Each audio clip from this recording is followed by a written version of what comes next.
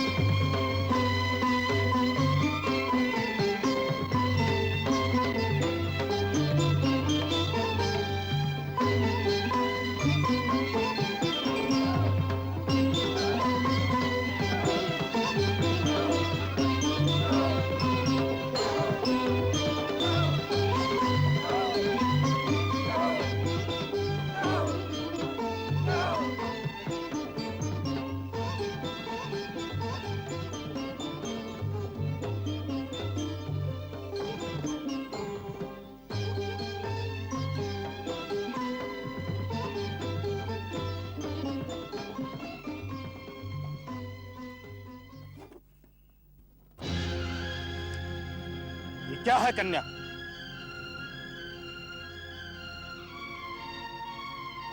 देव, ये मेरे पितृ पितामहों की भूमि है। इसे बेचना अपराध है, इसलिए मूल्य स्वीकार करना मेरी मर्यादा के विपरीत है। अबोध कन्या, क्या बत रही है? राजकीय अनुग्रह का तिरस्कार तेरी भूमि से चौगुना मूल्य है। फिर भी कौशल का यह सुनिश्चित राज्य नियम है, तू आज से राज्य रक्षण पाने की अधिकारिणी हुई। राजकीय रक्षण की अधिकारिणी तो सारी प्रजा है मंत्रीवर। महाराज को भूमि समर्पण करने में न कोई विरोध था और न है, किंतु मूल्य स्वीकार करना असंभव है। महाराज, वाराणसी युद्ध के अन्यतम वीर सिंहमित्र की एकमात्र कन्या है ये। क्या सिंहमित्र की कन्या? जी महाराज।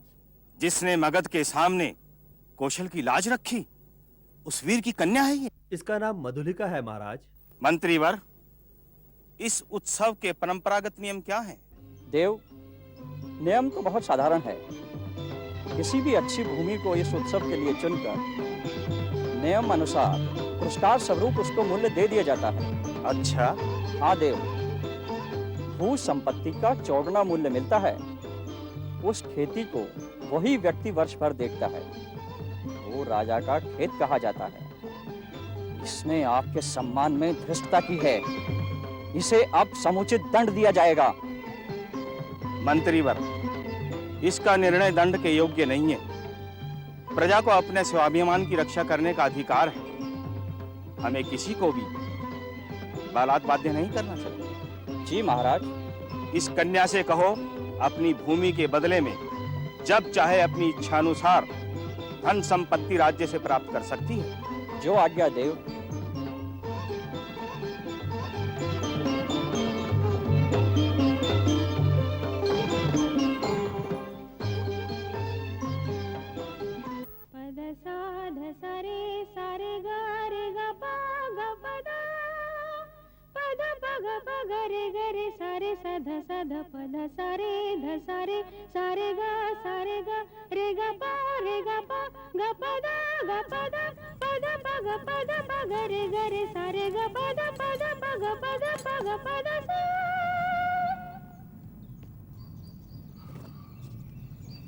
देवी,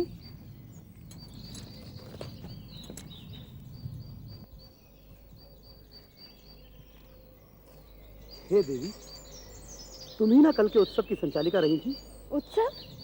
हाँ, उत्सव ही तो था। परंतु सम्मान का क्यों? कल का स्वप्न आपको अभी तक सता रहा है? क्या मुझे इस अवस्था में भी आप संतुष्ट न रहने देंगे? ये बात नहीं है देवी, हमारा मन तुम्हारी इस छवि का भक्त बन गया। मेरे अभिनय का, मेरी विडंबना का? मनुष्य कितना निर्दय है, अपरिचित। क्षमा करो, जाओ अपने मार्ग। सरलता की देवी, मगध का ये राजकुमार तुम्हारे अनुग्रह का प्रार्थी है। मेरे मन की भावना अब कुंठन में रहना नहीं जानती, उसे तो अपनी। राजकुमार, मैं कृषक बालिका हूँ, आप नंदन बिहारी और मैं पृथ्वी पर परिश्रम करके जीने वाली। मेरी स्नेह की भूमि पर से अधिकार छीन लिया गया है। मैं दुख से विकल हूँ। मेरा उपहास मत करो।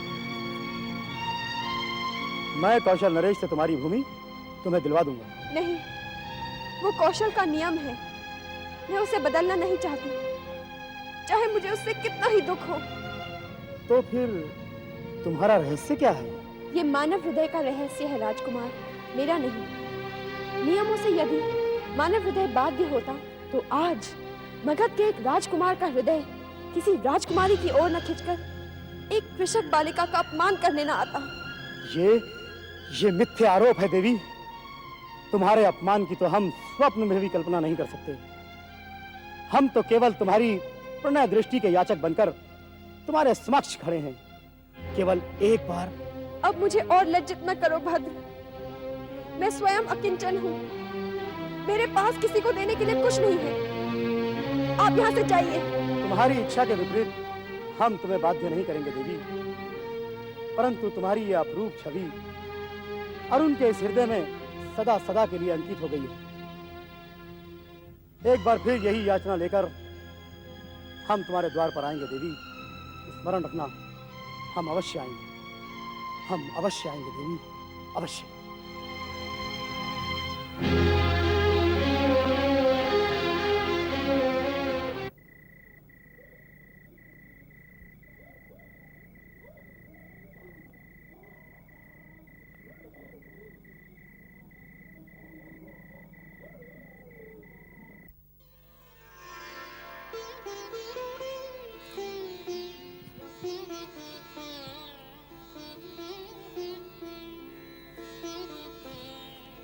लो बेटी, लग गया।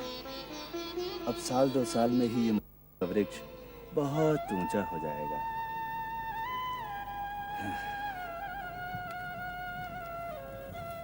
और किसी दिन मैं नहीं रहा तो यही मेरी तरह तुझे अपनी गोद में बिठाकर आश्रय देगा। ये आप क्या कह रहे हैं पिताजी? हाँ बेटी, ये अपने चिकने पत्तों की छांव में तेरी सारी थकान हर लिया करेगा। और हाँ, मेरे जाने के बाद इसका ध्यान रखना। रखेगी ना? हाँ पिताजी, मैं इसका पूरा ध्यान रखूंगी।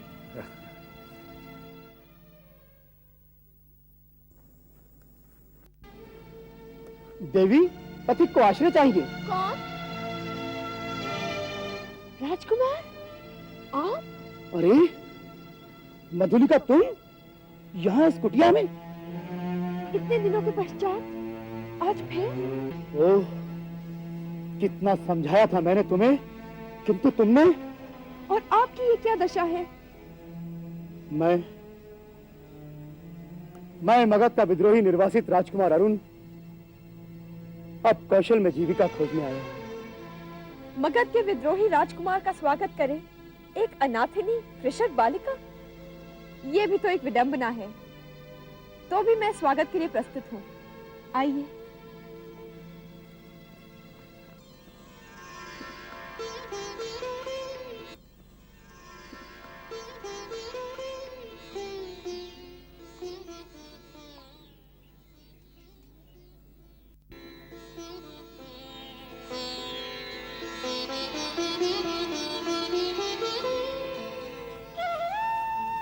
मुझे इस निर्जन में कहाँ ले आए राजकुमार?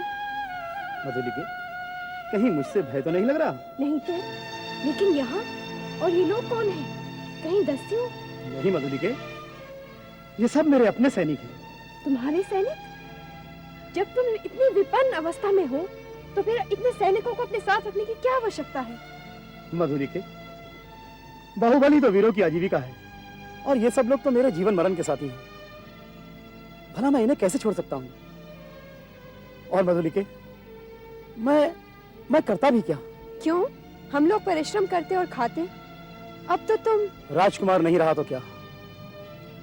मुझे अपने बाहुबल पर पूरा भरोसा है।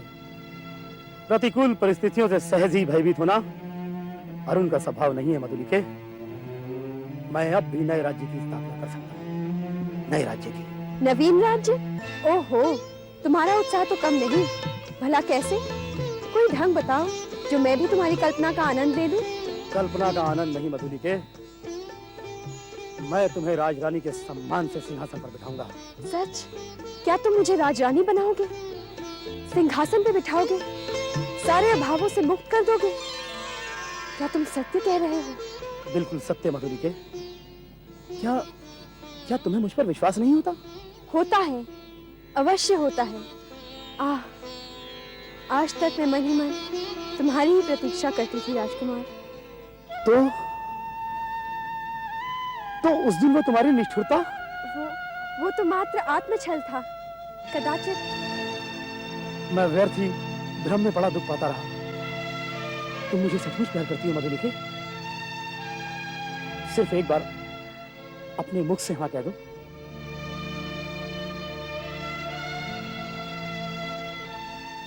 हाँ। ये क्षण मेरे चरम सौभाग्य का क्षण है मधुलिके। एक निवेदन करूं? तुम्हारी इच्छा हो मधुलिके तो मैं प्राणों से प्राण लगाकर तुम्हें कौशल के सिंहासन पर बिठा दूं। मधुलिके, अरुण के खड़क का आतंक देखोगी? क्या? सत्य मधुलिका, कौशल नरेश तभी से तुम्हारे लिए चिंतित हैं, ये बात मैं अच्छी तरह जानता हूं। वो तुम्हारी एक साधारण सी प्रार्थना कभी अस्वीकार नहीं करेंगे। किंतु मुझे यह भी विदित है मधुलिके, कौशल के सेनापति अधिकांश सैनिकों के साथ पहाड़ी दस्युओं का दमन करने के लिए बहुत दूर जा चुके हैं।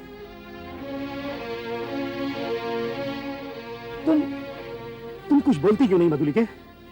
सोचो मधुलिके, बस थोड़ी सी कूटनीति और उसके बाद तुम बनोगी राजमहिषी। हाँ मधुलिके, राजमहिषी। क्या मैं राजमहिषी बनूंगी? हाँ मधुलिके, तुम राजमहिषी बनोगी। सोचो मधुलिके, कैसे होंगे वो क्षण? तुम जैसा कहोगे मैं वैसा ही करूंगी। मधुलिके,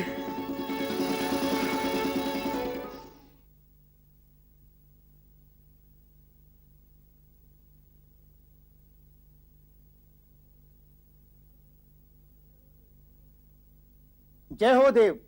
एक स्त्री कुछ प्रार्थना करने आई है। क्या स्त्री प्रार्थना करने आई है? आने दो। प्रणाम महाराज। 3 बरस हुए देव, मेरी भूमि खेती के लिए ली गई थी। हो, तो इतने दिन तुमने कष्ट में बिताए और आज उसका मूल्य मांगने आई हो, क्यों? अच्छा अच्छा, मिलेगा। नहीं महाराज, मुझे मूल्य नहीं चाहिए। मूर्ख कन्या, फिर क्या चाहिए तुझे? उतनी ही भूमि, दुर्ग के दक्षिणी नाले के समीप की जंगली भूमि, वहीं मैं अपनी खेती करूंगी। मुझे एक सहायक मिल गया है, वो मनुष्यों से मेरी सहायता करेगा। कृषक बालिके, वो बड़ी उबड़ खाबड़ भूमि है और तिस पर वो दुर्ग के समीप एक सैनिक महत्व रखती है। तो फिर निराश लौट जाऊं? सिंहमित्र की कन्या, मैं क्या करूं? तुम्हारी ये प्रार्थना तो... देव, जैसी आज्ञा हो। नहीं नहीं, जाओ, तुम श्रमजीवियों को उसमें लगाओ। मैं अमात्य को आज्ञा पत्र देने का आदेश करता हूं। जय हो देव। सुखी रहो बालिके।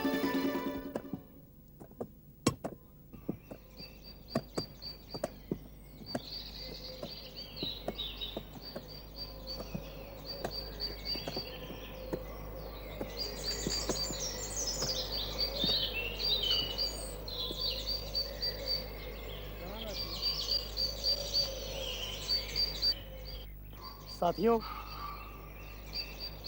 आज का ये दिन हमारे लिए बहुत हर्ष और प्रसन्नता का दिन है, क्योंकि दुर्ग के पीछे की वो भूमि जो हम चाहते थे आज हमें मिल गई।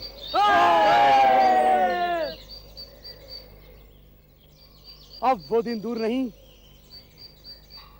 जब हम होंगे कौशल के नए राजा। राजकुमार अरुण। मधुलिका, मधुलिका तुम? अब क्या होगा अरुण? 4 पहर और विश्राम करो मधुलिके, फिर इस जीन क्लेवर कौशल राष्ट्र की राजधानी श्रावस्ती में तुम्हारा अभिषेक होगा और मगध से निर्वासित मैं एक स्वतंत्र राष्ट्र का अधिपति बनूंगा। भयानक। तुम्हारा साहस देखकर मैं चकित हो रही हूँ अरुण। इतने थोड़े से सैनिकों से तुम। हाँ मधुलिके, रात के ठीक तीसरे पहर हमारी विजय यात्रा प्रारंभ होगी मधुलिके। तो तुमको इस विजय पर विश्वास है? अवश्य। आज की ये रात तुम अपनी कुटिया में बिताओ, तब हाथ से तो राज मंदिर ही तुम्हारा लीला निकेतन बनेगा। अर्थात इस संपूर्ण राज वैभव की स्वामिनी मैं होंगी, केवल मैं। हाँ तुम ही राजमहिषी बनोगी मधुलिके। ओह, कितना सुखद होगा वो क्षण। उस दिन महामंत्री के अपमान की वो वेदना मुझे आज भी अच्छी तरह स्मरण है। उन बातों को याद मत करो मधुलिके। किंतु अरुण, यदि विजय तुम्हारी ना हुई तो? तुम निश्चिंत रहो मधुलिके, हमारी जीत सुनिश्चित है। और फिर तुम्हारा सहयोग पाकर तो मैं विश्व विजित कर सकता हूँ। ये तो श्रावस्ती का एक छोटा सा दुर्ग है।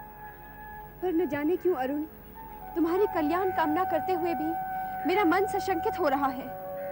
और फिर इस अभियान के लिए तुम्हारी सैन्य शक्ति भी तो बहुत थोड़ी सी है। तुम आश्वस्त रहो मधुलिके, मेरा मनोबल हिमालय की तरह अडिग है।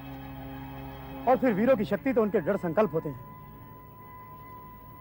तुम देखना मधुलिके, विजय मेरी ही होगी। लेकिन अरुण,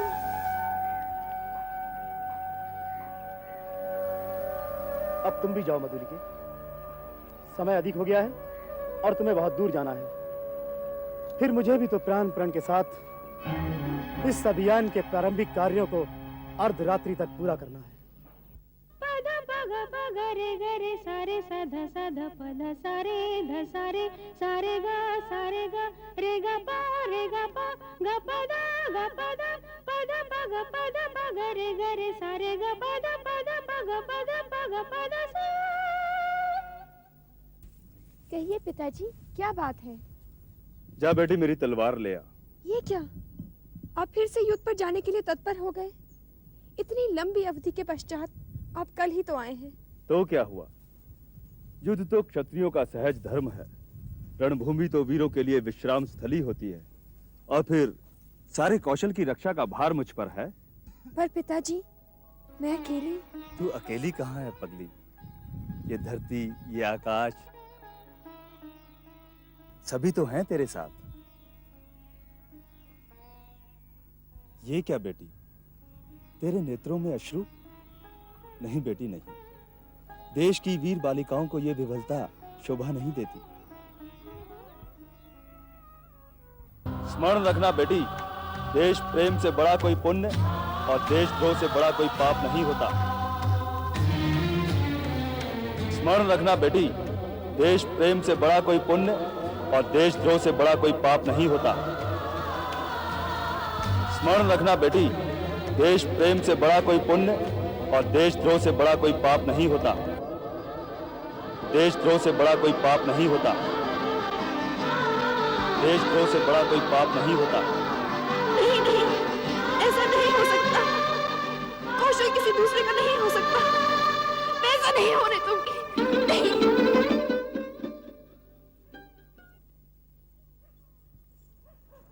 रुको रुको।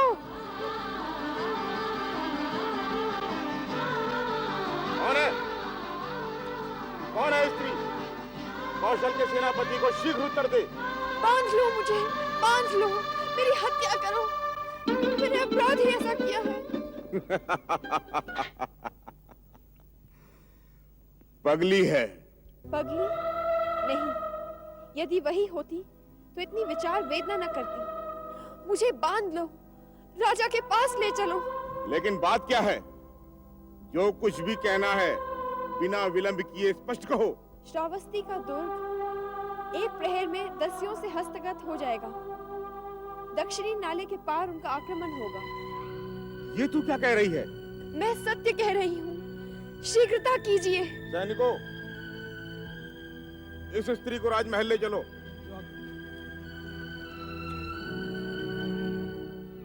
मंत्रीवर, राज्य की स्थिति की हमें समय समय पर सही सूचना देते रहना और देखना क्या हो रहा है? मैं प्रयास करूंगा महाराज। महाराज की जय हो।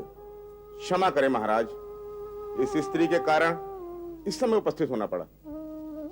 सिंह मित्र की कन्या फिर यहां क्यों? क्या तुम्हारा क्षेत्र नहीं बन रहा है? कोई बाधा? सेनापति, हमने दुर्ग के दक्षिणी नाले के समीप की भूमि इसे दी है। क्या उसी संबंध में तुम कुछ कहना चाहते हो? हाँ देव, किसी गुप्त शत्रु ने उसी ओर से आज की रात में दुर्ग पर अधिकार कर लेने का प्रबंध किया है। इस स्त्री ने पथ में रोककर मुझे यह संदेश दिया है। अच्छा, मधुलिका, क्या ये सत्य है? हाँ देव। सिंह मित्र की कन्या, तुमने एक बार फिर कौशल पर उपकार किया है। हम तुम्हारे कृतज्ञ हैं, परंतु ये रहस्य क्या है?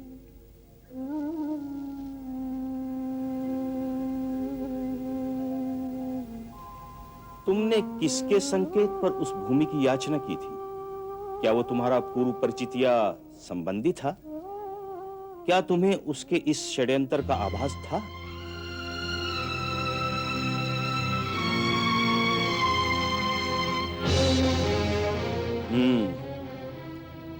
प्रतीत होता है तुम किसी दुष्ट द्वारा छली गई, तुम्हारे साथ विश्वासघात हुआ है। पर जो हो, तुमने ये महत्वपूर्ण सूचना देकर पुरस्कार का काम किया है। तुम यही ठहरो, पहले आतताइयों का प्रबंध कर लो। महाराज। कहो कहो कहो, क्या कहना चाहती हो? संकोच मत करो। नहीं देव, रहने दीजिए। अब जो कुछ भी कहना है मैं कल राजसभा में ही कहूंगी। ठीक है, अब जैसी तुम्हारी इच्छा। प्रणाम देव। प्रणाम देव। वीर को विजय नहीं मिलेगी तो और क्या मिलेगा? अग्निसेन, दुर्ग में कितने सैनिक हैं इस समय? क्या बात है सेनापति जी, आप बहुत चिंतित दिख रहे हैं। हम पूछ रहे हैं दुर्ग में कितने सैनिक हैं इस समय? यही कोई 200 होंगे। 200।